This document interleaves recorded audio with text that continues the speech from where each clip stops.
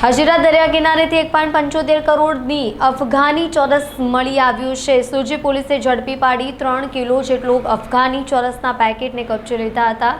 ગઈકાલે વલસાડના ઉદવાડા દરિયા કિનારેથી ચોરસ મળ્યું હતું। ગુજરાત નશાખોરીની બાબતમાં પંજાબ સાથે હરીફાઈમાં ઉતર્યું હોય તેમ લાગે છે। ગઈકાલે વલસાડના ઉદવાડામાં દરિયાકાંઠેથી 12 કિલો ચરસનો જથ્થો ઝડપાયો હતો, તો આજે સુરતના હજીરામાંથી ચરસ પકડાયું છે। સુરતના હજીરા વિસ્તારમાંથી અફઘાની ચરસનો જથ્થો પકડાયો છે। હજીરા વિસ્તારમાં દરિયાકાંઠેથી એસઓજી પોલીસે 2.5 થી 3 કિલો જેટલો અફઘાની ચરસનો જથ્થો જપ્ત કર્યો છે।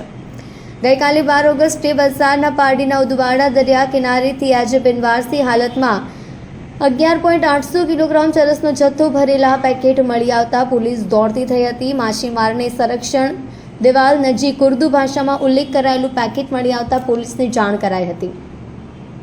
વલસાડના પારડીના ઉદવાડા ગામના માછીમારને સંરક્ષણ દિવાલ નજીક માછીમારી કરતી વખતે બિનવારસી હાલતમાં એક પેકેટ મળી આવ્યું હતું। આ અંગે અન્ય માછીમારો અને સ્થાનિક લોકોને જાણ કરતા ગામમાં ચરસ સરપંચ સહિત અમુક લોકો ઘટના સ્થળે દોડી આવ્યા હતા અને ત્યાર પછી પોલીસને જાણ કરવામાં આવી હતી।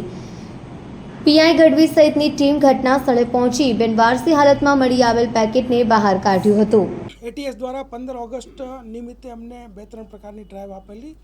એમાં હોટલ ચેકિંગ, પછી વિવિધ સ્થળે જે શંકાસ્પદ સ્થળો છે ત્યાં ડ્રગ્સનું વેચાણ થતું હોય તો એવા સ્થળોનું ચેકિંગ તથા જે દરિયા કિનારે પણ ઘણી વખત અગાઉ ભૂતકાળમાં 2023માં અને અફઘાની ચરસ પકડાઈ તો એની ડ્રાઈવ પણ ચાલતી હતી।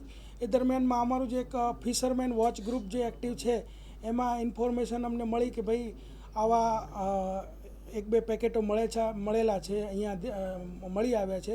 તો હજીરા મરીન અને એસઓજી બંને ત્યાં સર્ચ કરતાં અમને 3 કિલો અને 754 ગ્રામ અફઘાની ચરસ, જેની કિંમત ઇન્ટરનેશનલ ભાવ મુજબ 1,87,70,000 રૂપિયા થાય છે।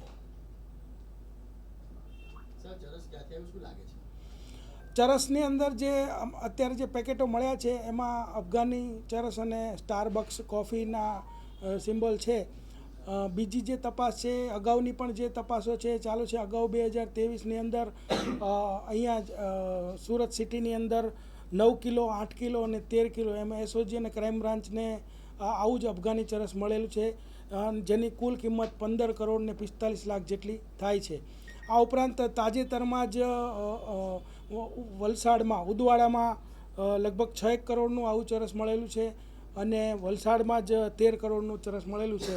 એટલે આ વ્યવસ્થિત રીતે દરિયા કિનારેથી આ ચરસ ઘુસાડવા માટે પ્રયત્ન કરવામાં આવેલું છે, પરંતુ ફિશરમેન વોચ ગ્રુપ અને જે દરિયાકાંઠે રહેતા માછીમારો એની સાથે પોલીસની સતર્કતાના કારણે આ તમામ જે ચરસનો જથ્થો છે એ પકડાઈ ગયેલો છે।